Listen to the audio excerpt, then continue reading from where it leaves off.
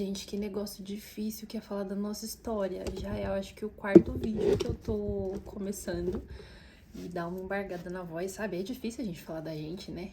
Mas enfim, vamos lá. Mais um vídeo começando. E se você não é inscrito ainda no meu canal, por favor, vá se inscrever. Se inscreve aqui, curte esse vídeo, comenta também o que você tá achando dos vídeos, ou até sugestões, ou o que você quer, assim, pra me motivar, sabe? Porque com certeza isso faz muita diferença. E pra começar a falar do meu vídeo, né, de mim, aqui quem fala com vocês é a Raninha, não é mais só a Johanna, porque falar da minha vida é uma coisa que não me deixa tão confortável assim, porque é a nossa história, né? E não eram muitas pessoas que sabiam dessa história que eu vou contar aqui, então agora eu sei que muita gente vai ficar sabendo. E vamos lá, né? Sem mais delongas. Eu sou a Gleice Johanna, tenho 28 anos, moro em São Paulo e sou filha da Nilda e do Marcelo. E para falar também da minha vida, né, da minha criação e etc, eu preciso falar dos meus pais, de onde eles vieram. Os meus pais foram criados no interior da Paraíba, bem no campo mesmo. Então, precisaram desde cedo trabalhar muito para poder sobreviver e para poder ter uma condição de vida melhor. E com isso, assim que eles tiveram uma oportunidade de vir para São Paulo tentar uma outra vida, eles vieram.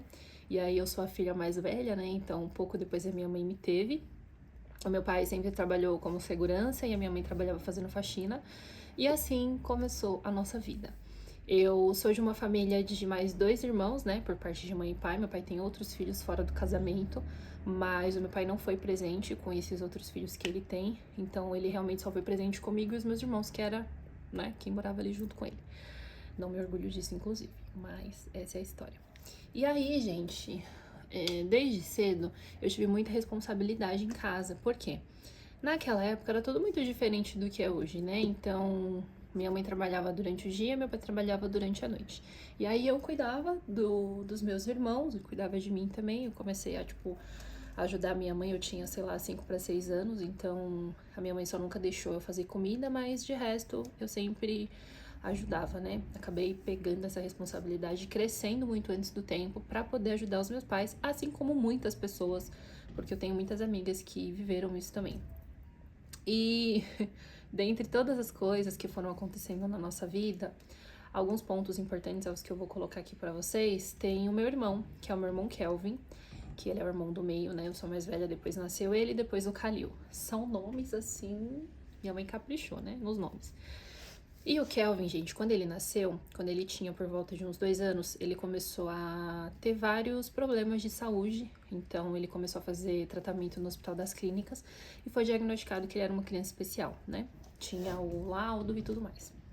Então, a minha mãe sofreu muito com meu irmão, porque ele teve atraso em todas as coisas, né? Fala, andar, desenvolvimento, mas ele não tinha um diagnóstico fechado naquela época, muitos anos atrás. Então, a minha mãe tinha que se dedicar muito a ele, porque as consultas no Hospital das Clínicas eu acho que eram 2 ou 3 vezes por semana que ela tinha que ir. Naquela época não tinha Uber, não tinha metrô, não tinha facilidades, né, para que ela pudesse chegar no hospital. Então, eu sei que ela saía muito de madrugada, muito cedinho. Eu me lembro dela saindo bem cedo assim, para levar o meu irmão na consulta, e depois ela voltava, trazia ele, e depois ela ainda ia trabalhar, e assim, eu imagino como era difícil naquela época viver, né, e dar conta de todas essas coisas. E a minha mãe, ela sempre foi muito estressada. Hoje, eu sendo mãe, eu entendo o reflexo do que era tudo aquilo que a minha mãe fazia comigo, né? Porque minha mãe não era uma mãe assim carinhosa, a minha mãe sempre foi muito linha dura, sempre foi extremamente rígida. Minha mãe não era aquela mãe que cuidava de mim com muito amor. Ela cuidava dentro do que ela sabia como era amar. E o meu pai já era essa pessoa mais carinhosa, de tipo assim, tá mais perto e etc. Hoje eu entendo que o que a minha mãe fazia naquela época era mais uma sobrecarga, né? Porque imagina, 3 filhos, você ter que trabalhar muito pra não deixar faltar nada pras crianças. E além de tudo, você ainda tá com uma criança especial no meio de tudo isso, tentando sobreviver, né? Porque criar 3 filhos não é brincadeira, não é pra qualquer um. E mesmo que meu pai e ela trabalhavam, as coisas eram bem difíceis, né? Graças a Deus a gente nunca passou fome, mas a gente viveu assim no limite das coisas, sabe? E assim, tudo isso me moldou a ser a pessoa que eu sou hoje, né? Hoje eu tenho valores que eu tenho certeza que se eu tivesse uma outra criação, eu com certeza não teria. Então, esse é um breve resumo dessa parte para vocês entenderem. Quando eu comecei a cuidar, né, da casa dos meus irmãos e ajudar os meus pais, eu comecei a entender o contexto que eu vivia e entender que eu tinha alguma responsabilidade com aquelas coisas, sabe? Que eu podia ajudar os meus pais. E o meu pai e a minha mãe sempre me falou sobre ser honesto, sobre estudar, sobre vencer na vida, sobre fazer tudo muito certinho. E eu fui crescendo com isso, então o meu pai, além de trabalhar como segurança, ele sempre se virou muito. Então o meu pai arrumava televisão, arrumava computador, arrumava máquina de lavar, gravava música. Meu pai mexe com música, né? Ele gosta muito, inclusive. Então meu pai sempre se inventava para fazer um dinheirinho a mais para poder comprar comida pra gente, pagar as contas também. Que naquela época eles não ganhavam dinheiro, assim, sabe? Não ganhava bem. Então a gente vivia dessa forma. E aí, como meu pai era muito desenvolto assim com essas coisas, ele conseguiu, tipo assim, montar um computador do zero pra gente. E a gente tinha um computador em casa. A gente não era rico, mas tinha esse computador e pra mim era assim maravilhoso. Então, meu pai desde cedo me ensinou a fazer as coisas, né? Me ensinou a formatar um computador, a mexer no computador. E eu comecei a pesquisar, né, na internet, era internet de escada ainda na época. E eu pesquisava, tipo assim, como eu posso ganhar dinheiro, como eu posso ficar rica, o que eu posso fazer, não sei o quê. Só que eu tinha, gente, tipo, 13 para 14 anos. E aí, eu nem podia trabalhar na época e eu nem sabia como poder começar a minha vida, né? Então eu sonhava em fazer 18 anos e poder trabalhar e poder, tipo assim, fazer as coisas acontecerem. E aí, pesquisando muito na internet, eu encontrei o Espro, que é uma instituição de jovem aprendiz, né? Que foi onde realmente mudou a minha vida e me ensinou muita coisa. E aí eu fiquei no pé da minha mãe, sabe? Sempre, mãe, por favor, vamos no Espro, vamos no Espro. E aí, com muito custo, a minha mãe foi até o Espro, a gente fez a minha matrícula e eu comecei a fazer esse curso de jovem aprendiz. E aí, gente, esse curso foi um divisor de águas para mim, porque ele me ensinou a me portar diante das pessoas, o poder da comunicação, como que a gente poderia evoluir, sabe? Sair só ali da escola e tentar ter uma profissão, uma carreira e muitas outras coisas. Então ali eu vi uma chance de, tipo assim, tudo ou nada, sabe? Tipo, nossa, eu vou mudar a minha vida, eu vou mudar a vida da minha família, tipo, tudo vai acontecer, tudo vai melhorar, eu vou poder ganhar dinheiro, vou poder ajudar meu pai e minha mãe e tudo vai dar certo. E realmente foi assim, né? Foi uma grande esperança. E aí, assim que eu terminei o curso, quando acabou o curso, gente, eu já estava empregada.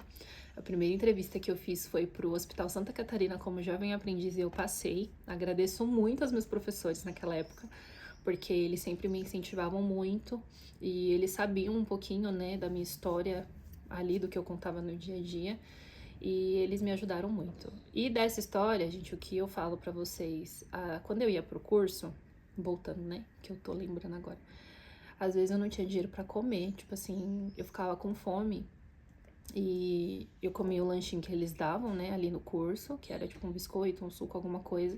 E depois eu ia pra escola. Então, assim, eu tomava café da manhã e depois eu só ia jantar. Porque a minha mãe não tinha, né, nem minha mãe nem meu pai, não tinha dinheiro pra eu poder lanchar ou comprar outras coisas. E foi assim durante muito tempo. E os meus professores viam, né, que eu ia passando por essas coisas, mas eu não falava. E aí uma professora uma vez veio falar pra mim assim, ai, filha, você tá com fome? Eu falei, ai, tia, eu tô, que a gente chamava de tia, né? E aí, assim, eles foram vendo, né, de pouquinho em pouquinho ali, como era difícil para eu estar fazendo aquele curso. E aí eles foram e me ajudaram, me dando essa entrevista. E graças a Deus eu passei e foi a minha primeira experiência. Quando eu entrei, gente, de jovem aprendiz nesse hospital, eu tinha uma chefe que, meu Deus do céu, gente, ela me humilhava tanto. Tipo assim, ela foi muito ruim pra mim, muito ruim. Porque eu tava aprendendo, era o meu primeiro trabalho e eu sempre fui muito esforçada, né? Tipo assim, se você me ensinar, eu vou aprender, eu vou pra cima, eu vou fazer acontecer. E ela, nossa, ela me humilhava muito, tipo, ela me tratava muito mal, e era uma fase muito difícil. E eu morava em Cajamar, eu me mudei. Eu fui morar no interior de Cajamar, eu morava em Polvilho e trabalhava na Brigadeiro Luiz Antônio. Eu trabalhava muito longe, gente. Eu levava 2 horas e meia pra chegar no trabalho. E esse foi meu primeiro trabalho. E aí, o que acontece? Eu entrava às 7 horas da manhã no meu trabalho. Então, eu lembro que eu saía de casa 4 e pouco da manhã. E o ponto da onde eu pegava o ônibus era muito longe. Então, eu saía de casa 4h30, 4h40 com a minha mãe. Minha mãe que me levava todos os dias no ponto. E aí, depois eu ia trabalhar. O que aconteceu? eu comecei a ficar muito doente, porque eu estudava ainda na época. Então, eu ia pro trabalho, depois eu voltava, tirava um cochilo em casa e ia pra escola. Então, eu saía da escola, tipo, 10h20. E aí, ia dormir tarde, né? Porque eu ia tomar banho, ia jantar, ia deitar. Aí, 4 horas da manhã, eu tinha que estar de pé de novo. Pegava um sereno, porque em Cajamar, quando tá amanhecendo, né? É um frio, minha filha, só Deus. E aí, eu comecei a ficar doente. E além de ficar doente, eu comecei a ficar muito mal emocionalmente, né? Porque eu falava assim, poxa, é meu primeiro trabalho, eu tô passando por isso. Ao invés de ter uma pessoa, né, que vai me ensinar, me auxiliar, como os meus professores me disseram, era totalmente o contrário. E aí a minha mãe foi junto comigo, né, até o ES pra gente, eu pedir demissão e etc. E depois eu fiquei super preocupada, tipo, e agora? O que eu vou trabalhar? O que eu vou fazer? Eu coloquei tudo a perder. E ainda me senti super mal porque eu saí do trabalho. Enfim, Deus sabia o que estava fazendo, né? Porque mesmo com todos os problemas que tinha naquela época, eu aprendi exatamente como não ser. E aí depois disso, eu fui conseguir entrar no camp. Gente, para entrar no camp eu ligava, eu lembro até hoje o nome dele, pro Rodrigo do camp. Por favor, arruma uma entrevista pra mim. Aí ele falava, eu vou arrumar. Aí desligava. Aí daqui uma hora eu ligava de novo. Por favor, eu preciso muito trabalhar. Eu aprendo rápido. Eu sou esforçada, não sei o quê. E aí fiquei insistindo. Até eles agendarem uma entrevista pra mim. Porque eu já tinha feito o curso, né? Então era mais fácil pra eu poder trabalhar. Ai, com muito custo, gente. O Rodrigo arrumou uma entrevista pra mim. E eu fui numa entrevista lá na Trilha Norte, né, no Grupo Sangoban, e foi a melhor experiência da minha vida quando eu entrei nessa empresa, juro pra vocês. A importância de a gente mudar o nosso ambiente, de a gente conviver com pessoas que vão ser espelhos pra gente, vão ser experiências, porque assim, tudo que eu aprendi, profissionalmente falando, de como ser de verdade, sabe? Como ser um bom profissional, como ser uma boa pessoa, foi nessa experiência na Sangoban. Quando eu entrei lá, é uma multinacional, né? A Sangoban, o Grupo Sangoban é uma empresa muito consolidada no mercado. Então eu tive grandes chefes. A minha primeira chefe foi a Mari Lúcia, que me ensinou absolutamente tudo sobre recrutamento e seleção, sobre desenvolvimento, sobre treinamento também ela me ensinava, como analisar um currículo, como preparar um currículo, como fazer uma contratação, como fazer uma entrevista. Tudo que eu aprendi foi com ela. E eu admirava muito ela, porque ela sempre foi muito elegante, sabe? Ela sempre estava impecável, de roupa, de jeito. E por eu ver ela dessa forma, eu não tinha condição, gente, de, tipo assim, numa manicure, fazer uma unha, etc. Então, o meu primeiro salário, que era R$ 541, eu fui na farmácia, comprei acetona, comprei as coisas pra fazer minha unha, comprei um batonzinho, comprei umas maquiagens, tipo assim, bem baratinha. Mas comecei a falar assim, agora, mesmo que eu seja jovem aprendiz, eu vou trabalhar arrumadinha pra que a Maria Lúcia tenha orgulho de mim. Tipo, olha a cabeça da criança, né? E aí, eu fui aprendendo, né, como que eu tinha que me cuidar, como que eu tinha que me portar. E eles foram pessoas tão incríveis comigo, as pessoas que trabalharam comigo lá na Sangoban, que eles foram me conseguindo outras oportunidades. Então eu fiquei o meu primeiro ano, né, o contrato de jovem aprendiz tinha uma limitação. Depois, como a empresa tinha muitos CNPJs, eles me registraram em outro CNPJ para eu continuar como jovem aprendiz. Eu continuei no grupo, continuei trabalhando, até que eu pudesse estar na faculdade e entrar no estágio em psicologia. Porque, claro, eu fui cursar psicologia, porque passei por vários psicólogos incríveis lá, e eu via eles e eu falava assim, um dia eu quero ser assim. Então, as minhas referências, né, de psicólogos foram a Mari Lúcia, a minha primeira gestora em recrutamento e seleção. Depois foi a Thaís Magalhães, Garcia Magalhães, se não me engano o nome dela, que ela era coordenadora de treinamento e desenvolvimento lá dentro, e tinha a Sara Veloso, que era a diretora que mandava em tudo. E o que eu mais admirava ali, gente, era que eram mulheres liderando, e, tipo assim, mulheres poderosas, sabe? Que conversavam muito bem, que eram lindas e que eram extremamente inteligentes. Eu falava, um dia eu vou ser assim, um dia eu vou fazer exatamente isso. E elas me ajudaram, né, a ir trilhando a minha carreira profissional, qual que era o passo que eu tinha que tomar, o que eu tinha que estudar, o que eu tinha que fazer, qual curso eu poderia fazer. E foram abrindo, assim, a minha visão de onde eu poderia chegar, né, que eu poderia ter outras oportunidades e realmente mudar de vida. E assim foi acontecendo. Então, entrei na faculdade e aí já fiquei como estagiária desde o primeiro semestre dentro do grupo. E deixa eu ver o que mais que aconteceu. Aí, gente, quando eu entrei na faculdade, eu acho que eu tava no terceiro semestre. A minha mãe teve um problema de saúde muito grave, né? Não lembro se realmente foi câncer ou se foi um mioma, não lembro agora a diferença, porque faz muito tempo, mas era algo assim. E aí, a minha mãe saiu do trabalho e meu pai foi embora pra Paraíba. Meu pai deixou a gente nessa época. E a única pessoa que trabalhava na minha casa era eu. Então eu tinha uma bolsa, auxílio, não era nem salário, que era de R$ 1.150. E eu passei a administrar a minha casa. Então o dinheiro que eu ganhava era exatamente pra gente poder comer e sobreviver, porque não tinha o que fazer naquela época. E com isso, eu acabei trancando a faculdade, né? Porque eu tinha que ajudar os meus pais financeiramente, a minha mãe principalmente. E eu acabei perdendo o estágio, né? Eu já tava alguns meses, eu não lembro exatamente agora porque faz muito tempo. E aí eu precisei trancar a faculdade porque a gente precisava comer. Quando eu tranquei a faculdade, obviamente eu perdi o estágio. E aí perdi os R$ 1.150 que eu ganhava no mês para poder comer. E aí eu fiquei desesperada. E é daí que eu tenho essa... Como que eu posso falar? Tipo, uma flexibilidade. Eu consigo sempre enxergar em algum lugar alguma oportunidade. Aí eu peguei, imprimi um monte de currículo, fui pra lá e falei assim, eu vou arrumar um emprego hoje. Eu vou arrumar hoje. E realmente eu arrumei. Fui trabalhar numa farmácia de produtos naturais. Você acha que eu sabia alguma coisa? A gente não sabia nada, não sabia o que era uma farinha de beterraba, o que era melaleuca, o que era dolomita, o que era farinha de berinjela e várias outras coisas. Eu falei, não, eu vou aprender e eu vou vender e eu vou ganhar meu dinheiro aqui. Aí foi isso exatamente que eu fiz, né? Comecei a ganhar um dinheirinho pra gente poder sobreviver, comprar comida, etc. E foi exatamente nesse tempo que eu saí. Então, assim, eu fiquei acho que nem uma semana desempregada.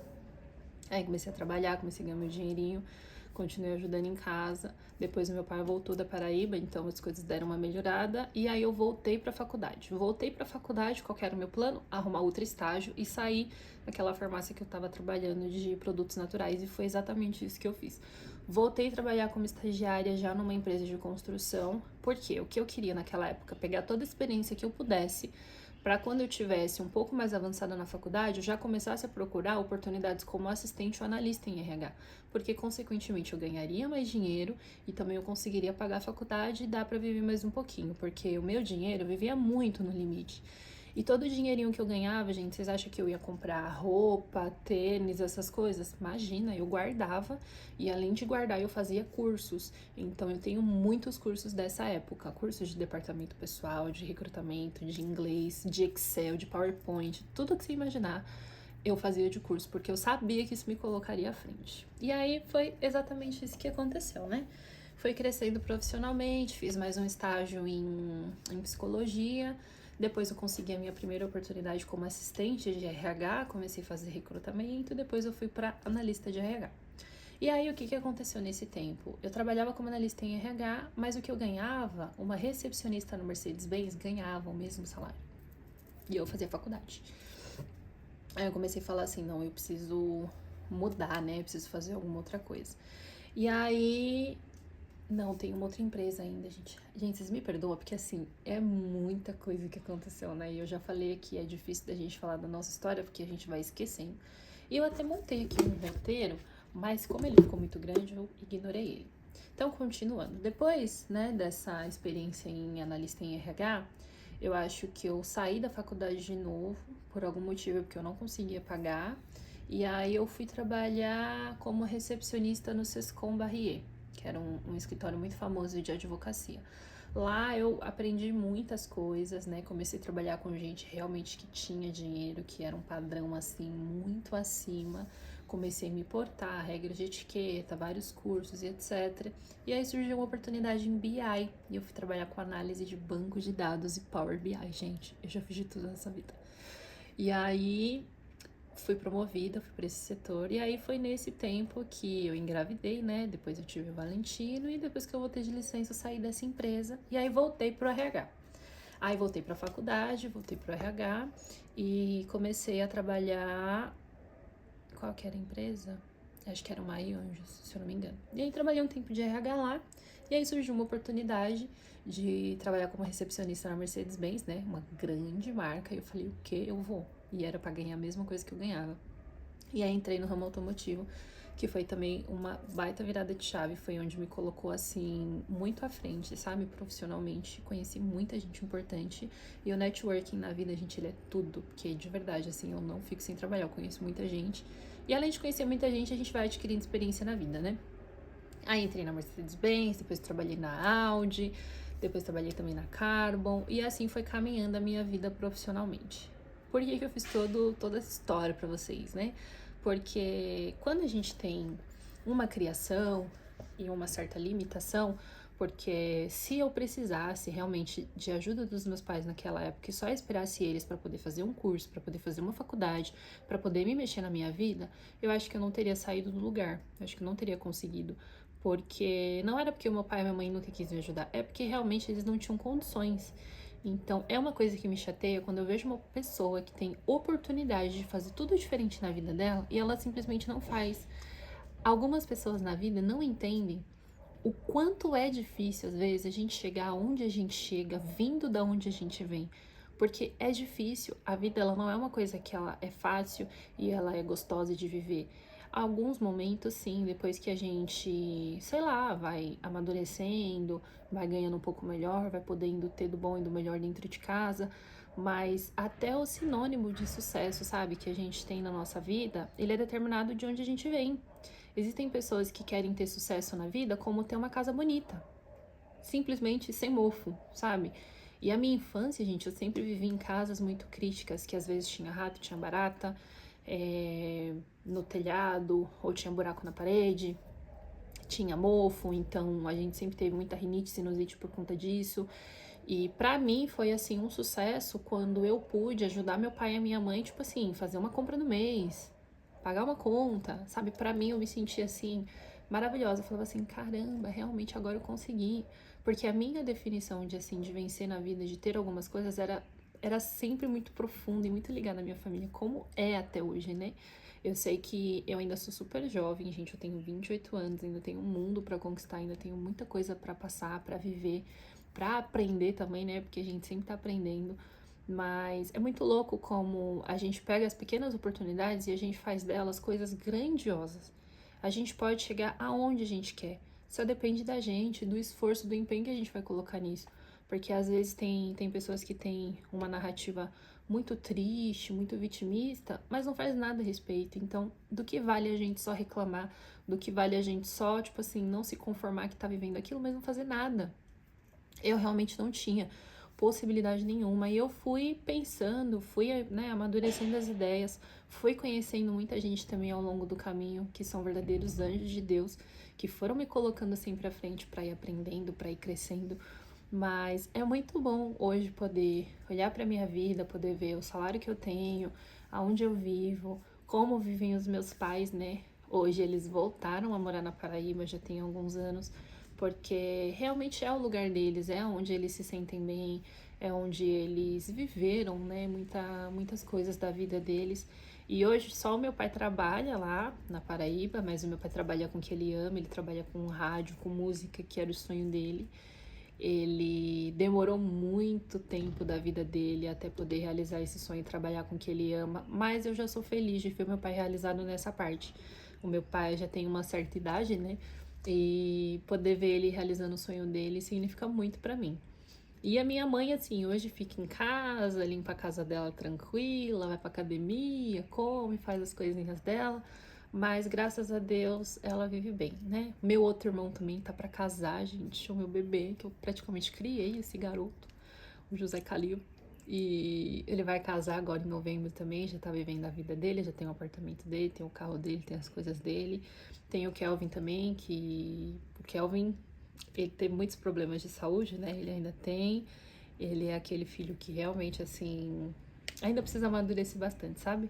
Como toda família, né, gente? A gente sempre tem as nossas dores, as nossas coisas boas, e assim é a vida, né? Hoje eu tenho a minha vida com meu filhinho maravilhoso Valentino, que muitos aqui já devem saber quem ele é, né? Que é um fofo, meu filho. E eu quis gravar esse vídeo falando sobre essas coisas para vocês entenderem um pouco da minha infância, um pouco da minha vida, para que eu pudesse também falar para vocês sobre a projeção que a gente faz do que a gente não teve pro que a gente quer e faz questão que o nosso filho tenha. Porque aí é onde mora o perigo, e esse é um tema que vai ser do próximo vídeo aqui no canal para vocês, que já está pronto, e eu espero que vocês gostem muito, que vocês vão lá dar uma olhadinha, curtir, se inscrever no canal e compartilhar também, porque é um assunto muito importante, é um assunto de muita relevância sobre essa projeção que a gente faz para os nossos filhos, e o quanto ela é um ponto de atenção. Então, se você gostou desse vídeo, curte aqui, comenta o que você achou da minha história, ou comenta alguma coisa motivacional, ou para me deixar feliz também, para saber que você viu esse vídeo, porque isso me motiva a querer trazer cada vez mais conteúdo aqui para vocês. Espero que vocês tenham gostado. Um beijo e até o próximo vídeo.